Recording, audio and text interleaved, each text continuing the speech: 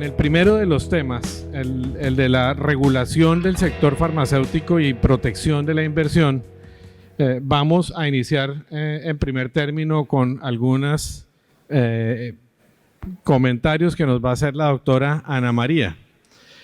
Doctora Ana María, para entender el tamaño y la complejidad del tema de la inversión extranjera en el sector farmacéutico, comencemos preguntando cuáles son los números y el origen y objetivos del capital extranjero. Bueno, muchas gracias, Daniel. Creo que vamos a retar a nuestro público en la hora del almuerzo con un sector dinámico y con mucho movimiento que no permite que uno se aburra nunca. Así que creo que ustedes tampoco se van a aburrir y van a poder esperar un poquito el hambre. Creo que es importante cuando hablamos de sector farmacéutico entender la dimensión del negocio en nuestro país de manera particular. Es un sector que representa cerca de 15 billones de pesos en lo que tenemos de cifras de cierre para el año 2019, representado principalmente más de un 70% por empresas multinacionales y cerca de un 30% de producción nacional. Como particularidad especial, llama la atención que cuando hablamos de 70% de empresas multinacionales nos referimos a la participación en esa venta total de medicamentos que sucede en el país en términos de valores, más no así en unidades, toda vez que la industria local representa cerca del 70% de la producción de los medicamentos que se consumen en el país. Desde luego, pues esa caracterización hace que sea un sector muy dinámico en términos de inversión extranjera y de actores de diferentes orígenes, y desde luego que esa interacción con la industria local pueda dar origen a las controversias que vamos a comentar más adelante. Hola. Ana María, ¿este sector de farmacéutico tiene alguna relación con el sistema de seguridad social que nos pueda resaltar? En estricto sentido y técnicamente, el sector farmacéutico no es los laboratorios farmacéuticos, más bien decirlo así, no son actores del sistema de salud como tal definidos. Sin embargo, y cuando lo vemos en el contexto de lo que representamos como porcentaje del gasto total en salud dentro del sistema, pues evidentemente somos actores por default, llamémoslo. Para ponernos un poquito en contexto de las cifras, Colombia, que es un país de cobertura universal y un plan de beneficios súper amplio, gasta más o menos el 7.2% de su PIB en salud, y del gasto total que hace el Estado en el sector, el 20% está en medicamentos. Entonces, cuando usted representa el 20% del gasto total en salud, desde luego, sea técnicamente o no un actor de salud, es un actor súper relevante y en consecuencia súper regulado. La participación estatal en la comercialización del medicamento es intensa, es activa. Desde luego hay y por eso somos además un mercado absolutamente regulado en términos de precios, nos lo va a contar el doctor Enrique más adelante, pero sí, buena parte de la compra o la mayoría de la compra de los medicamentos en el país se hace con recurso público. Bueno, hay otros aspectos particulares del sector farmacéutico que consideramos, Ana María, que son importantes para este tema de la protección de inversión. Entonces, al estilo periodístico, preguntas cortas, respuestas cortas. Los productos de marca versus los genéricos. Bueno, por definición, esa es la diferencia natural del mercado farmacéutico en el país y en el mundo. Hace unos años la presencia de medicamentos de síntesis química de marca versus los genéricos, hoy por hoy la discusión entre biotecnológicos, biológicos, biosimilares, así se distribuye el mercado farmacéutico y dentro de eso de buena y de mala calidad, hay de todo. La calidad del producto, Ana María. depende del productor. En Colombia creo que tenemos, tenemos acceso a medicamentos de primera calidad, una agencia sanitaria seria, y más bien son excepcionales los hallazgos de medicamentos de baja o mala calidad. Realmente el estándar sanitario, el INVIMA es una agencia sanitaria nivel 4, es decir, es agencia de referencia en el mundo, primera calidad. La integración vertical. Existe, y existe para bien en muchos casos, pero existe también para dar origen a prácticas perversas que muchas veces encarecen el precio final de los medicamentos. Está permitida por ley y creo que es una práctica que funciona cuando se traduce en eficiencia, más no así en abusos. Ana María, todo lo que nos has venido contando se traduce en una altísima regulación del sector, ¿cierto? ¿Nos puedes contar algo de esa altísima regulación? Sí, desde luego, el sector farmacéutico, te decía, si bien no hace parte de los actores del sistema, tiene por definición 3 grandes reguladores. En lo que tiene que ver con política pública, entiéndase política farmacéutica, y eso incluye todo el trabajo de la Comisión Nacional de Precios de Medicamentos en cabeza del Ministerio de Salud y Protección Social, la Presidencia de la República, del Ministerio de Comercio. Se regulan los precios de los medicamentos. Desde el INVIMA tenemos regulación sanitaria, es decir, todo el tema de registro sanitario y operación per se de los medicamentos ya para los pacientes le corresponde al INVIMA. Tenemos a la Superintendencia de Industria y Comercio regulando todo el tema de competencia. No somos un actor regulado directamente por la Superintendencia de Salud, por cuanto no somos actor del sistema. Y recientemente tenemos, en materia de judicialización vía acción de tutela, que es uno de los mecanismos más eficientes a los cuales acuden los colombianos para tener acceso a los medicamentos o a los tratamientos. Desde luego los fallos judiciales y las entidades de control en cabeza de Procuraduría, Contraloría, recientemente han estado muy involucradas en buscar el control más efectivo a los precios de los medicamentos. ¿Existe en el sector códigos de ética? Desde luego, la industria farmacéutica, debo decir que en el país hay más de 212 laboratorios registrados, el 95%, ese Pareto se compone en un 95% de la producción total de medicamentos está representada en cerca de 80 laboratorios, todos ellos adheridos, todos ellos parte de la ANDI y todos ellos adheridos a un código de ética que rige y autorregula las buenas prácticas, entre ellas las de comercialización y venta de los medicamentos. Enrique, en ese contexto del sector farmacéutico que nos acaba de describir Ana María, recursos públicos, altísima regulación, alta inversión extranjera, ¿qué conflictos típicamente que puedan afectar la inversión extranjera se dan, por ejemplo, en relación con las patentes? Bueno, en materia de patentes, lo primero que hay que resaltar es que Colombia tiene una legislación fuerte, moderna, en materia de protección de patentes, que le da al titular el derecho exclusivo de promocionar, distribuir sus productos patentados. Yo diría que en el tema de protección de patentes, desde el punto de vista de concesión de una patente, no hay conflictos. Los conflictos surgen más bien en materia de las excepciones que se pueden imponer a la patente cuando se otorgan licencias obligatorias. La licencia obligatoria es una figura típica del sector farmacéutico en donde se le otorga a unos terceros en forma excepcional y en forma temporal el derecho a producir, comercializar, importar medicamentos que otra persona es titular de una patente. Esa excepción se otorga solamente cuando existen graves problemas de interés público reflejados en temas severos que pueden poner a la población colombiana en situaciones delicadas de salud, de seguridad. El conflicto surge,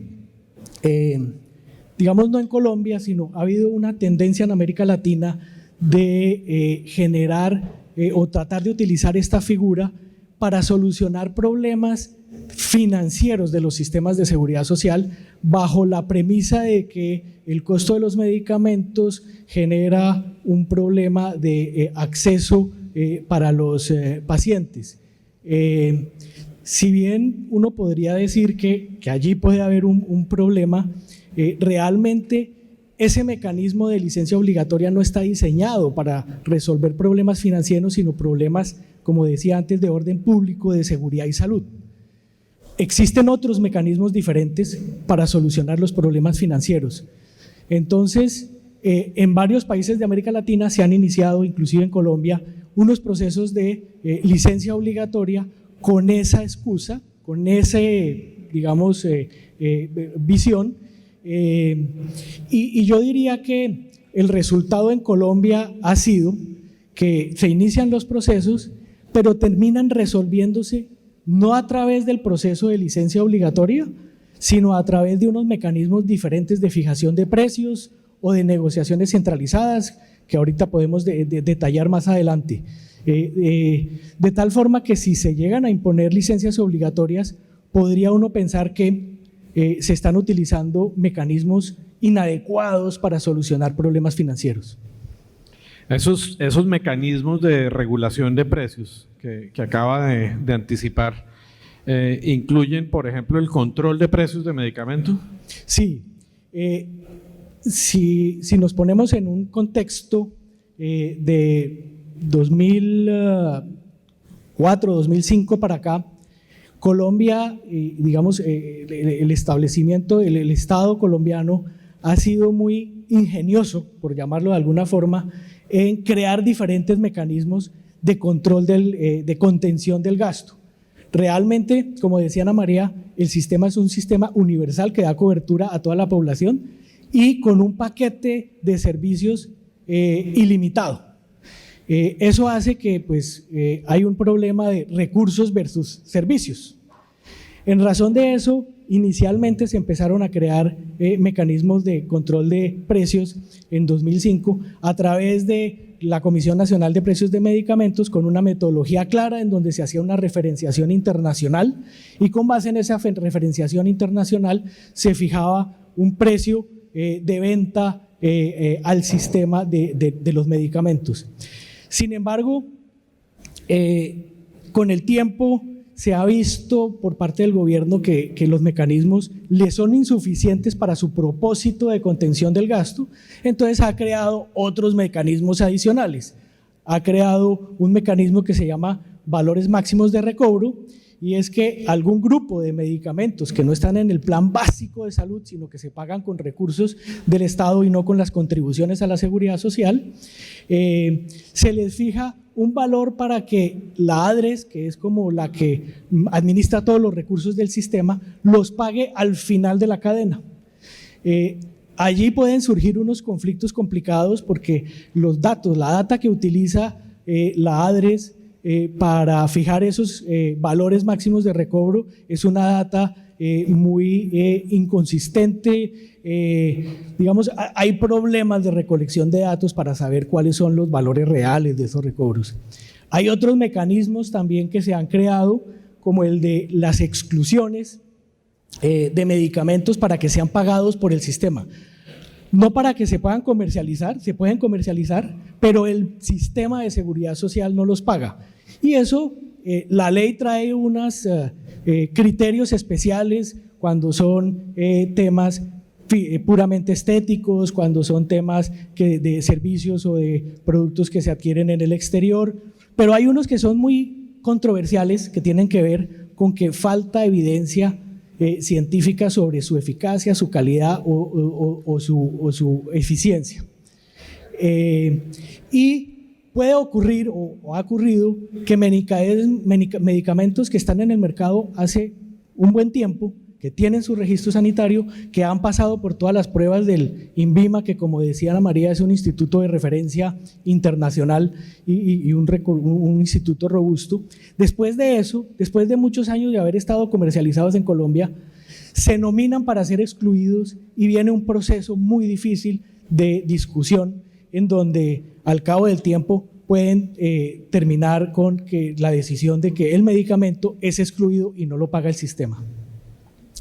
Y se han creado también otros mecanismos que son mecanismos de compras centralizadas o de negociaciones centralizadas. Compras centralizadas, el Estado, el Ministerio de Salud, hace una compra centralizada para agregar demanda, porque el sistema colombiano tiene una particularidad y es que los compradores están atomizados. Los compradores son quienes ustedes conocen como EPS o como IPS, son múltiples, todos compran con recursos del sistema, pero pues cada uno hace la compra de sus afiliados, de sus servicios. Entonces el gobierno ha promovido mecanismos de compras centralizadas.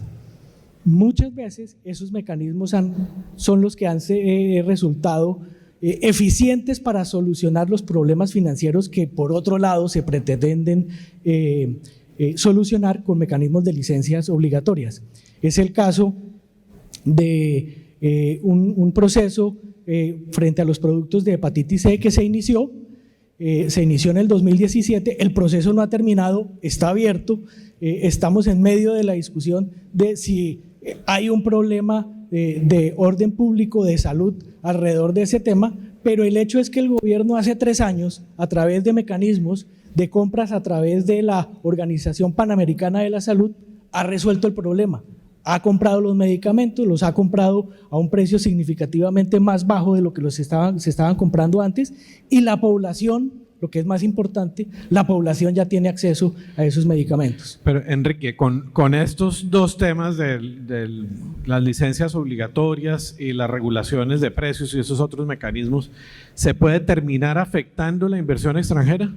Claro, se puede terminar se puede afectar gravemente la inversión extranjera porque, por un lado, con la legislación tan robusta ha habido un interés importante, y con el crecimiento del sector de salud en Colombia ha habido un interés muy importante de muchos inversionistas extranjeros en traer sus productos innovadores, productos de primera línea, patentarlos y eventualmente, teniendo su patente, se ponen en riesgo esos derechos de patente con la licencia obligatoria o, como lo decía antes, medicamentos que han sido aprobados por la autoridad, han sido comercializados por muchos años, a través del mecanismo de exclusiones se prohíbe su pago y, como lo mencionaba antes Ana María, el principal actor en la compra de medicamentos aquí es el canal institucional. El gasto de bolsillo, el gasto que hacemos nosotros, los colombianos individualmente,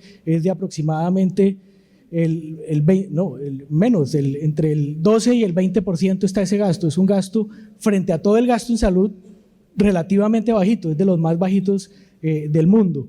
Entonces, cuando se prohíbe que el sistema pague esos medicamentos, realmente se está impidiendo a un actor importante del sistema, que son los laboratorios, la posibilidad de comercializar sus productos, ¿cierto? O en el caso de valores máximos de recobro, que como decía, hay unos problemas serios en la data que sirve de base para fijar los valores máximos de recobro, les han impuesto unos valores de recobro que son significativamente inferiores a sus costos de producción y comercialización.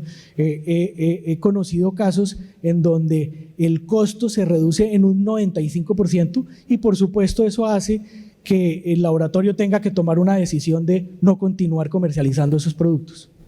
Santiago, bajo la óptica del arbitraje internacional, esto que nos han estado contando Ana María y Enrique, ¿qué relevancia tiene? ¿Qué implica que sea un sector altamente regulado, con regulaciones de precios, licencias obligatorias, en un contexto de alta inversión extranjera y desde luego sin dejar de lado el tema de que es desde luego algo que interesa a la salud pública? Bueno, yo creo un poco en línea con lo que hablaba José Manuel García en el panel anterior. En cualquier sector de la economía en donde participa el Estado activamente en la regulación pues ese es un territorio que es mayormente susceptible de generar controversias entre un inversionista extranjero y el Estado, que son generalmente el resultado o bien de esas regulaciones que impone el Estado, o bien de cómo otros entes del Estado participan en la ejecución o aplicación de esos reglamentos. Pero bajemos un poco más a lo concreto, Santiago. ¿Podría, en un escenario de estos de afectación de la inversión extranjera, un inversionista hacer un reclamo de protección de inversión? Y en ese contexto, ¿qué se entiende por un inversionista que pueda aplicar a esa vía? Sí, y de hecho hay ya varios antecedentes alrededor del mundo en donde empresas farmacéuticas han iniciado procesos contra los estados como resultado de esa regulación. Generalmente se requieren al menos dos cosas fundamentales que a veces parecen obvias, pero al momento de traer el caso son muy importantes. La primera es que se trate efectivamente de un inversionista extranjero. Ese es un requisito definitivo del tratado y digamos, recientemente ha habido una ola de casos en donde el inversionista, por ejemplo, tiene una doble condición de nacionalidad, donde también es nacional del Estado receptor de la inversión. Luego, en esos, ese es el primer requisito, se tiene que establecer el carácter de inversionista extranjero. Pero el segundo requisito, y de pronto el que es más importante en materia o que requiere una precisión en materia del sector farmacéutico, es que tiene que ser una inversión extranjera como la define el tratado. Y si bien los tratados internacionales traen una definición muy amplia de lo que es una inversión, ya existen casos, y por ejemplo está el caso de Apotex contra los Estados Unidos, que fue un caso bajo el NAFTA, y en ese caso, por ejemplo, el tribunal rechazó la reclamación sobre la base que el supuesto inversionista lo único que tenía eran esencialmente unos registros sanitarios en los Estados Unidos y que eso no constituía una inversión. Generalmente y sobre eso se han desarrollado distintos tests, digamos, en los casos, pero yo diría que en los casos contemporáneos realmente lo que se busca es, primero, que haya una inversión de capital efectiva en el estado receptor, y segundo, que el inversionista esté asumiendo algún riesgo con respecto a ese capital y que tenga también una expectativa de retorno sobre el capital invertido. Una precisión no quiere decir que un registro sanitario no pueda ser parte de una inversión, puede hacer parte de una inversión, pero lo que vale la pena simplemente precisar es que es posible que si lo único que tiene la empresa extranjera en el país es un registro sanitario, puede que el tribunal considere que eso es insuficiente para establecer que tiene una inversión extranjera. Teniendo entonces los escenarios de inversión que hemos descrito y que es un inversionista, si un inversionista decide reclamar, ¿cuál estándar bajo los tratados típicamente en el mundo se reclaman? Bueno, se han visto en particular que se invocan o se han invocado dos estándares. El primero es el estándar que garantiza un trato justo y equitativo por parte del Estado, y en particular bajo ese estándar, digamos, los casos o los tribunales que han analizado este estándar lo que han dicho es que eso protege las expectativas legítimas del inversionista. Y en esa materia se han presentado reclamaciones donde, como decía Enrique, hay una empresa extranjera, tiene una patente que está reconocida por el país receptor de la inversión, y de pronto hay algo que interfiere con esos derechos de patente. Luego, en ese caso, se alega o se ha alegado que eso es una violación a la expectativa legítima del inversionista. Una precisión sobre eso: no todo lo que el inversionista considera que su expectativa legítima es efectivamente una expectativa legítima bajo el derecho internacional. Yo creo que cada día más los tribunales están exigiendo que esas supuestas expectativas legítimas estén documentadas en ofrecimientos específicos que ha hecho el Estado al inversionista. Luego, habría que ver, digamos, en el contexto de cada uno de esos, si existe o no una expectativa legítima que es susceptible de protección. Sí, porque me surge la pregunta, Santiago, de si so pretexto de proteger al inversionista y su expectativa legítima, ¿el Estado pierde su capacidad de regulación del sector o no?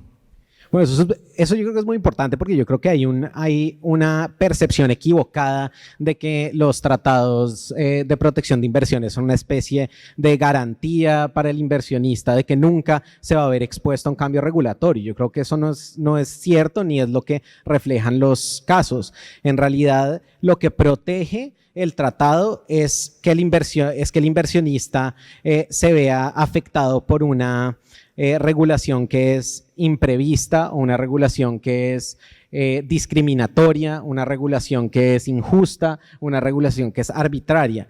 Luego, y ahí eso es lo que integra la expectativa legítima del inversionista.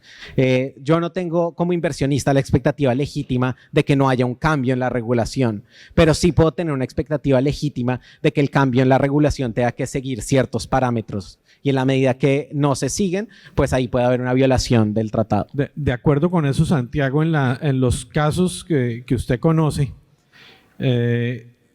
ese punto en particular de si la regulación estuvo dentro de lo legítimo o excedió lo legítimo y se pone en un terreno que excede y que genera la protección, ¿es un análisis más jurídico, es un análisis fáctico, termina en esos casos internacionales que conoce, volviéndose un tema muy probatorio?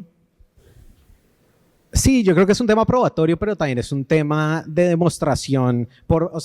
Primero la carga de la prueba está sobre el inversionista, no sobre el Estado. El Estado no tiene que comprobar que la regulación no viola la expectativa legítima del inversionista. Le corresponde al inversionista comprobar A, que tenía esa expectativa legítima, y B, que la regulación o la medida que ha tomado el Estado viola ese estándar.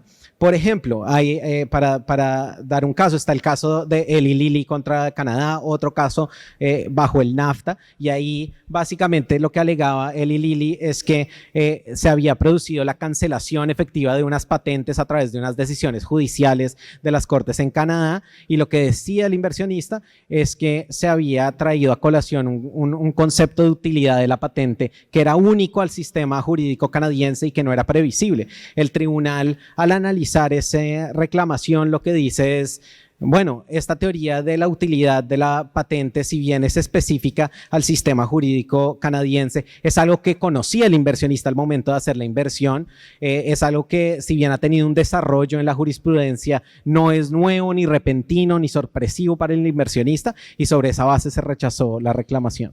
Enrique, contra las decisiones en esos dos capítulos que conversábamos hace un rato, de desconocimiento de patentes o de exceso en la regulación de precios, contra esas decisiones, ¿existen acciones locales?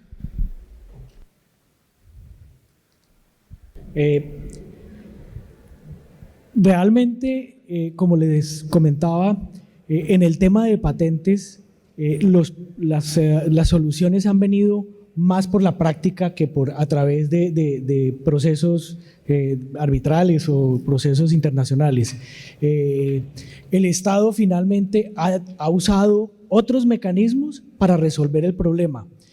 El tema, digamos, que aquí está pendiente es que los procesos de solicitud de licencia obligatoria quedan abiertos y pueden continuar, no se han resuelto, y yo creo que hay una potencialidad grande de que surja un conflicto de esa naturaleza. Pero si uno está en desacuerdo con una licencia obligatoria, ¿podría presentar una acción de nulidad de restablecimiento del derecho contra esa decisión? Claro, inclusive yo creo que para llegar a las instancias internacionales hay que agotar todos los mecanismos y todas las acciones que hay disponibles en el país.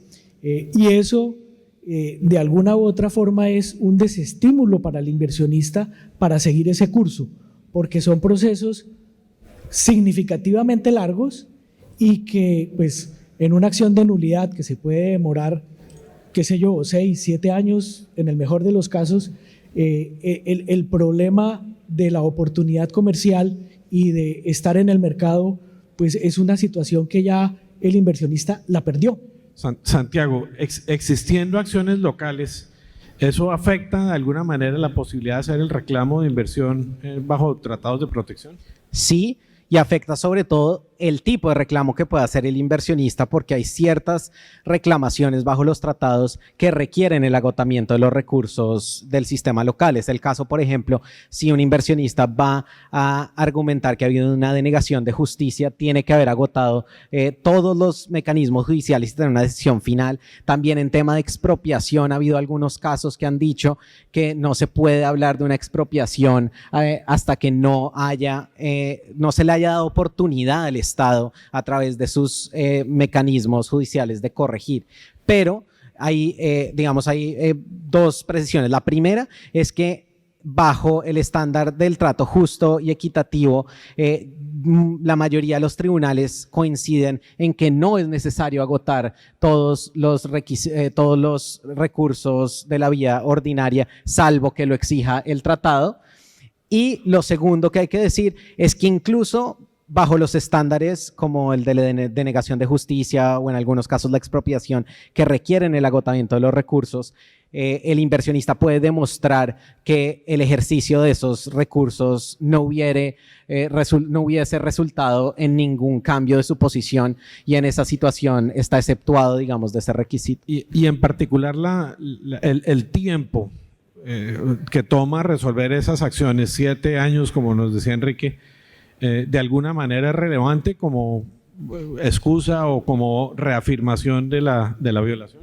En principio no, y la razón es que la mayoría de los tribunales que han analizado reclamaciones que tienen que ver con el tiempo que tarda un proceso judicial, reconocen que esa es una particularidad o una característica propia de los sistemas judiciales de ciertos países, y que el inversionista, por su condición de inversionista, no está exceptuado de seguir el proceso que le corresponde a cualquier persona en ese país. Pero también los tribunales en algunos casos han dicho que cuando la demora es injustificada o excesiva, o efectivamente anula el derecho del inversionista porque no existe ningún prospecto de que esa reclamación pueda llegar a un término, pues ahí en ese caso se le releva al inversionista de ese Santiago, el otro estándar, el de expropiación, de manera breve, ¿qué se requiere que ocurra para que se pueda ir por la vía no de la violación del trato justo y equitativo, sino por la vía de la expropiación en el reclamo? Bueno, el estándar, y esto ha tenido una evolución en el tiempo, pero yo diría que el estándar moderno es que el inversionista tiene que demostrar que la medida del Estado o la medida que tomó el Estado le deprivó efectivamente del valor de su inversión. No es necesario que exista una resolución que le expropia el negocio para que haya una expropiación. Existe también, y generalmente yo creo que en el contexto de este tipo de casos en el sector farmacéutico se ha visto más la invocación de la expropiación indirecta, en donde el inversionista lo que dice es que el conjunto de medidas que ha tomado el Estado, si bien individualmente no tienen esa capacidad expropiatoria, tomadas como un conjunto son equivalentes a una expropiación porque le han privado del valor sustancial de la inversión. Bueno, y cuando estamos ya en el proceso con la violación de la inversión ocurrida, viene la pregunta de ¿cuál es el daño? ¿Cómo se determina el daño generalmente en esos casos internacionales? Bueno, el tema del daño, yo diría que hay dos metodologías principales. La más común, que es el método de los flujos de caja descontados. Ese es el que han utilizado la mayoría de los tribunales para determinar el monto, digamos, del lucro cesante. Pero yo creo que en el sector farmacéutico en particular, donde hay un riesgo mucho mayor en la inversión, hay en algunos casos donde sería apropiado que el tribunal no utilice ese método, sino que utilice lo que se llama como el asset-based compensation, donde realmente lo que va a mirar el tribunal es, bueno, ¿cuál es el valor de la inversión que usted realizó? Y voy a ajustar ese valor al valor presente, pero no voy a proyectar un flujo a 20 años o a 25 años. Ana María, en esa determinación del lucro cesante, de la proyección del flujo hacia futuro, creo que termina siendo relevante cuál es el ciclo del medicamento.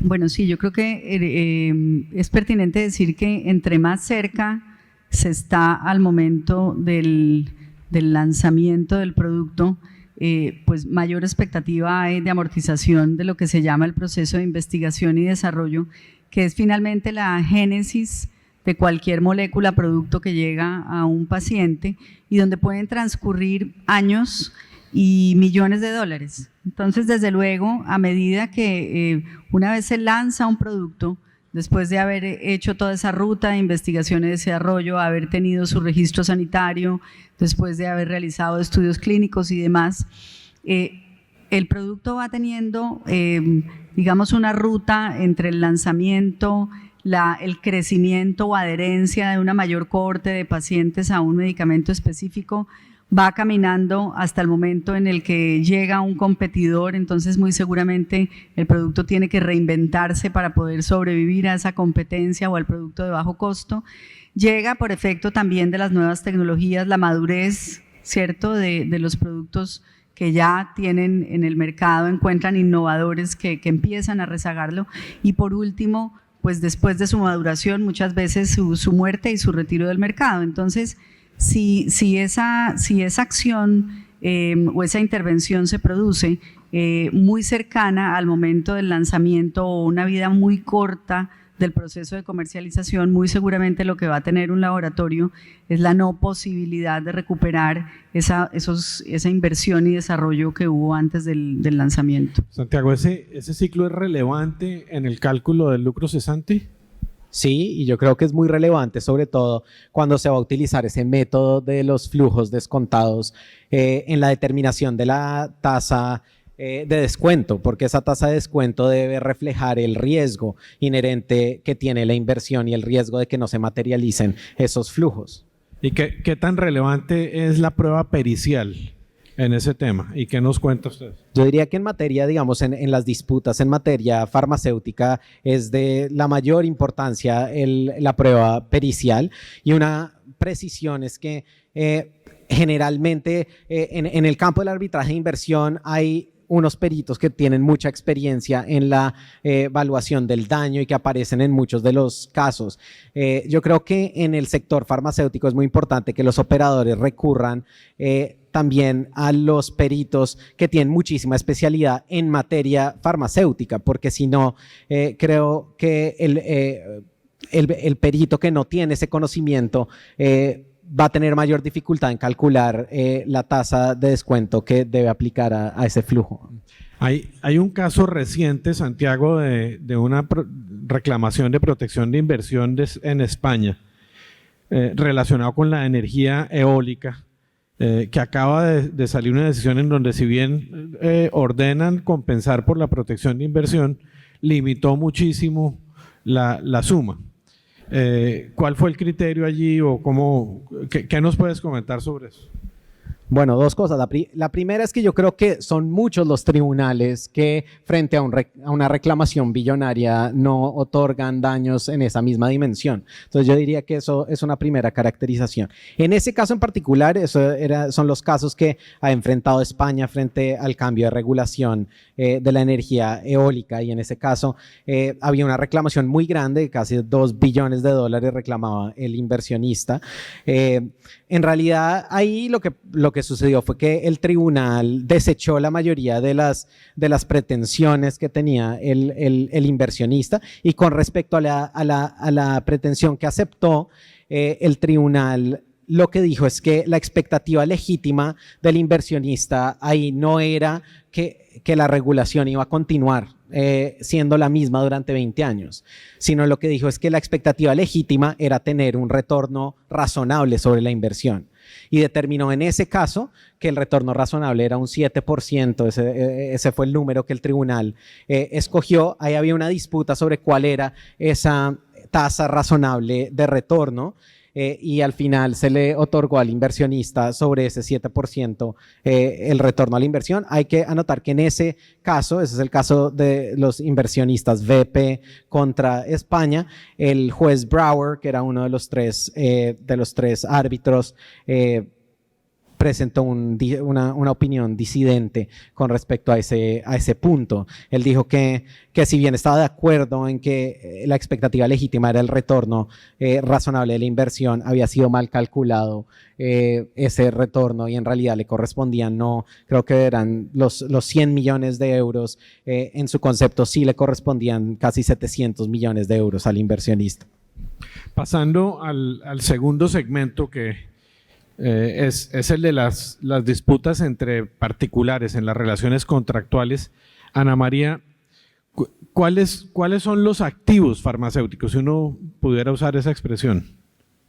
Sí, desde luego, pues, en primer lugar las moléculas, ¿cierto? Entiéndase los productos y toda la investigación y desarrollo que hay atrás que está soportada pues en una data y en unos dossier que son finalmente lo que permite que usted haga sus registros sanitarios. Segundo, los registros sanitarios per se, que son los derechos de comercializar, producir y vender en un país determinado. Las licencias de comercialización o los contratos de agencia que usted establezca, y en algunos de los casos, y para quienes tienen pues la infraestructura, entiéndase plantas de producción de laboratorios, no siempre, no es un requisito sine qua non, hay quienes producen a través de maquila, pero cuando lo hay, desde luego las plantas farmacéuticas pues son unos activos muy importantes. Y hay uno que yo diría que es un activo quizá el mayor e intangible, que es los pacientes, porque finalmente la adherencia a los medicamentos y la posibilidad, ¿cierto?, de tener una mayor cobertura con su medicamento, pues es súper valorada a la hora de medir el impacto o el valor de un medicamento o un portafolio. Y Ana María, ¿cuál es la ruta del medicamento? Ya nos contaste el ciclo de vida, pero ¿cómo el medicamento llega desde el laboratorio hasta finalmente el consumidor? Bueno, lo decíamos también atrás cuando mencionábamos que digamos, el sector es un sector con muchísimos actores. La relación final laboratorio-paciente pasa, en el caso de la venta institucional, a través de lo que llamamos nosotros operadores logísticos, gestores farmacéuticos, que son realmente quienes celebran los contratos de venta de medicamentos con las aseguradoras, entiéndase las EPS, y estas a su vez con los prestadores, hospitales, clínicas. Y en el caso de lo que entendemos por la farmacia, igual, simplemente pues no llegamos hasta el asegurador prestador, sino directamente farmacia-paciente. Enrique, en esa ruta del medicamento se terminan dando un sinnúmero de contratos como el de adquisición de intangibles, el de realización de estudios clínicos, adquisición de activos, cooperación o codesarrollo, distribución, operadores logísticos, suministros. Digamos, hay un abanico de relaciones contractuales particulares. ¿Cuáles son los conflictos que típicamente se dan en lo que es la ejecución de esos contratos? Bueno, digamos que los contratos hay que caracterizarlos dependiendo del ciclo, del momento en el ciclo del medicamento, ¿cierto? Uno ve que principalmente los contratos de adquisición de intangibles y de patentes son temas que son más propios del proceso de investigación del medicamento y del medicamento antes de que empiece a comercializarse. Allí hay una serie de conflictos bastante particulares, como por ejemplo, quiénes son los dueños de la data que se produce, cuál es el alcance de los derechos que adquiere cada una de las partes en ese desarrollo nuevo que se está haciendo. En los contratos de codesarrollo o los contratos de cooperación que se hacen entre varios laboratorios o entre laboratorios y centros de investigación, universidades, los conflictos que surgen es principalmente en relación con el alcance de las obligaciones de cada una de las partes, cómo se comprometen a cumplir o hacer sus mejores esfuerzos en el desarrollo de determinado aspecto de la investigación, y lo mismo ocurre en contratos de codesarrollo en la comercialización. También hay codesarrollos o contratos de cooperación para comercializar productos ya con autorizaciones sanitarias, y el conflicto principal es cuál es el alcance de las obligaciones de cada una de las partes. Ya cuando el medicamento está en proceso de comercialización, surgen otra clase de conflictos, porque pues los contratos son de otra naturaleza. Surgen los contratos de distribución o de operación logística o de suministro. Ahí surgen unos conflictos que normalmente surgen en todas esas clases de contratos, que son, por ejemplo, la determinación de si se cumplen algunas metas en esos contratos para tener descuentos. En el sector farmacéutico, como el flujo de caja o el ciclo de la caja es tan excesivamente larga, generalmente el proceso de pago de un medicamento pues no es ni a 30, ni a 60, ni a 90 días, sino es a 360, 400 días.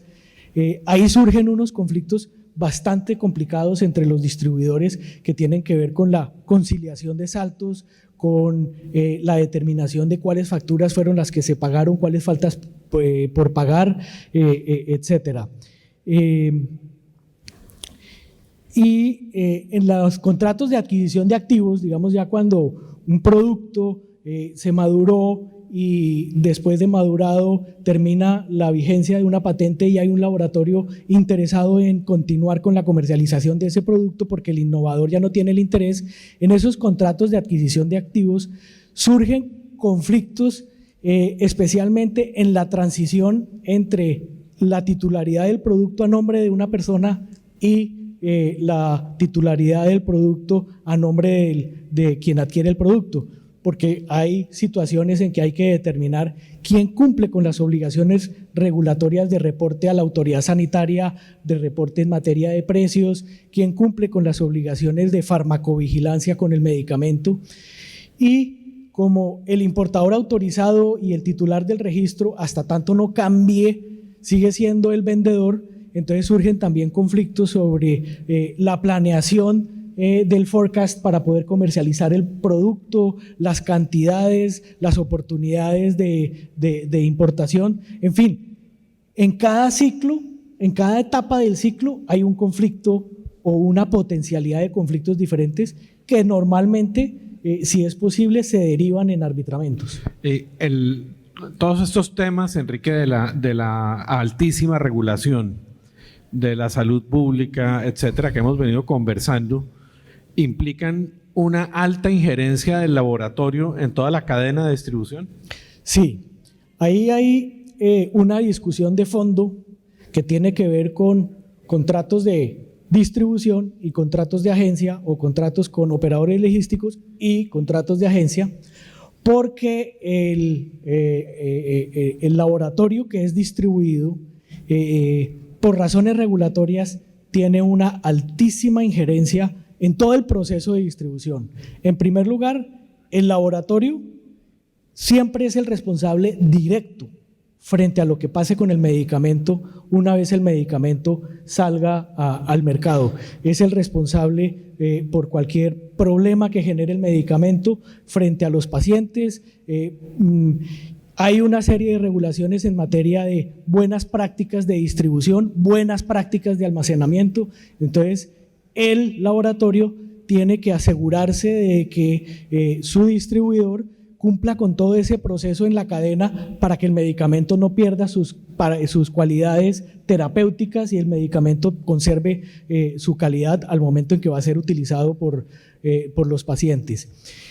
Y, como mencionaba antes, el tema de cartera es tan largo en la práctica, aunque los contratos no lo digan, en la práctica se ha generado una relación entre laboratorio y toda la cadena, los diferentes actores de la cadena, en donde se comparte el riesgo financiero. Entonces, aunque el contrato diga que el distribuidor tiene que pagar en un plazo específico, Realmente cuando el sistema paga el medicamento es que viene el proceso de pago desde ese punto final hacia atrás.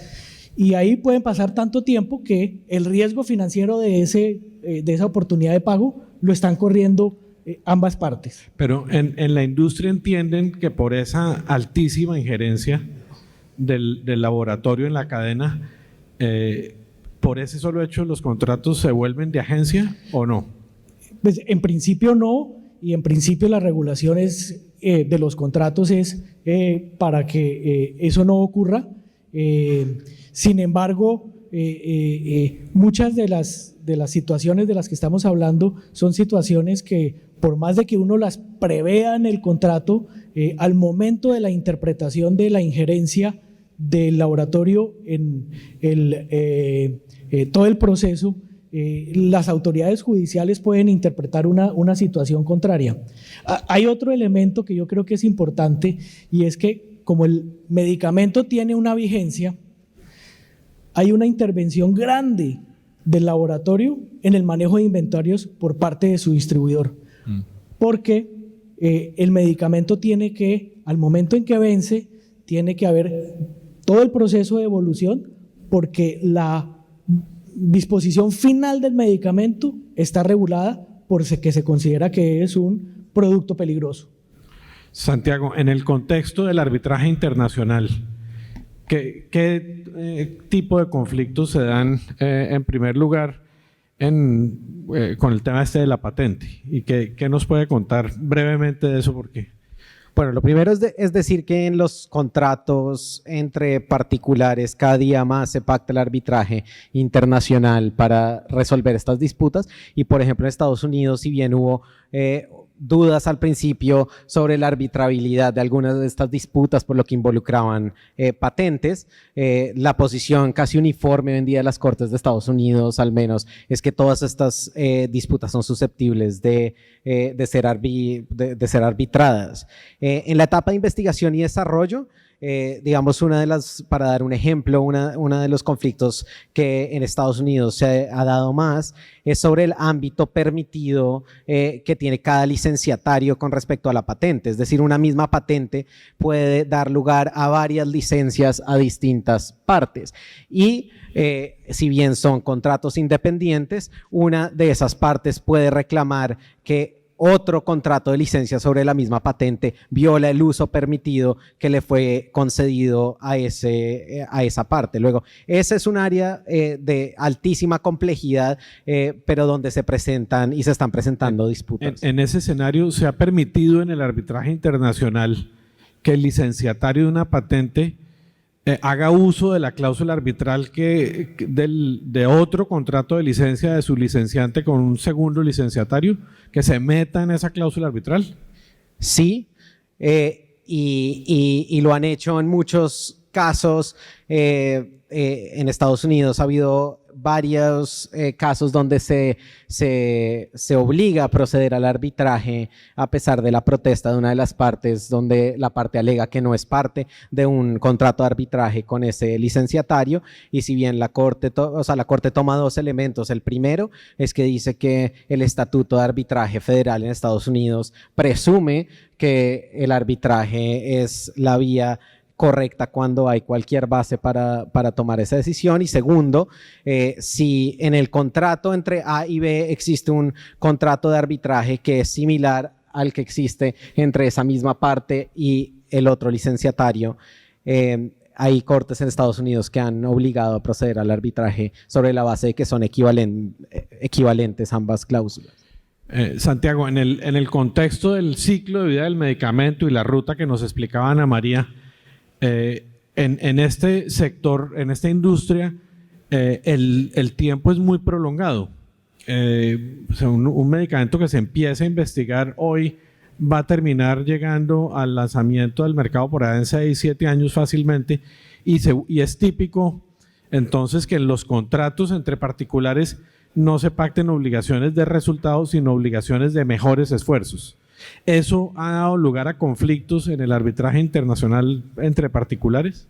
Sí, yo diría que es el área de mayor litigiosidad en estos contratos. Es qué quiere decir que una de las partes tiene que ejercer sus mejores esfuerzos comerciales.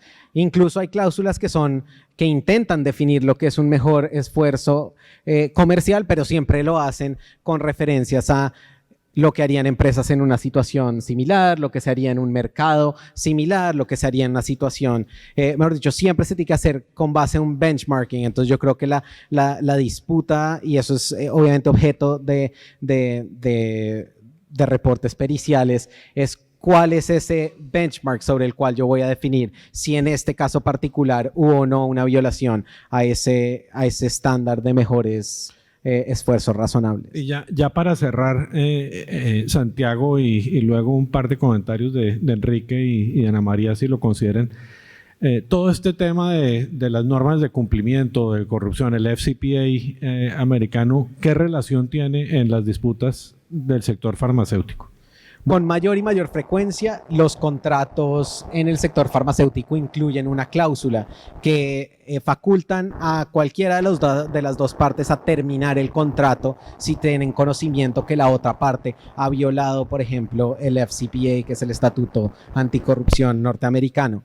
Y hay que decir que uno de los sectores o industrias en las cuales el Departamento de Justicia ha sido más activo es en el tema de los incentivos que tradicionalmente han pagado los laboratorios o sus distribuidores a los médicos para recetar ciertas formulaciones. Y hay hoy en día, digamos, yo creo que un consenso en que al menos el pago de incentivos directos por recetar un farmacéutico es una violación posible del FCPA o de otros estatutos similares. Luego, se puede presentar obviamente esta disputa. Yo soy el productor, tengo un distribuidor en Colombia. El distribuidor en Colombia, yo me entero que ha hecho unos pagos en los hospitales públicos para que se compre ese medicamento y yo estoy facultado a terminar el contrato.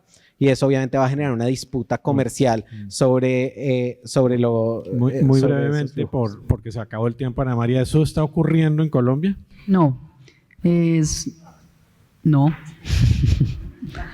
No, digamos que acogemos en buena parte las prácticas del Sunshine Act y recientemente por una cosa que se llama técnicamente transferencias de valor, que es una regulación del Ministerio de Salud, toda la interacción entre los laboratorios y los profesionales de la salud está regulado, está absolutamente prohibido. Distinto es, para que quienes creen que sí, la visita médica, que es una actividad legal de promoción mediante la cual un laboratorio le presenta a los profesionales de la salud el por qué y para qué de un medicamento, pero la interacción, dádivas, prebendas está totalmente prohibida. Y Enrique, pero las cláusulas sí se están incluyendo muy cortos, ¿sí o no? ¿Ese tipo de cláusulas se incluyen en los contratos del sector farmacéutico en Colombia?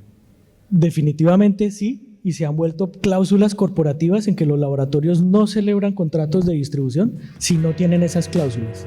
Bueno, muchas gracias al panel y a ustedes, el público, por atender.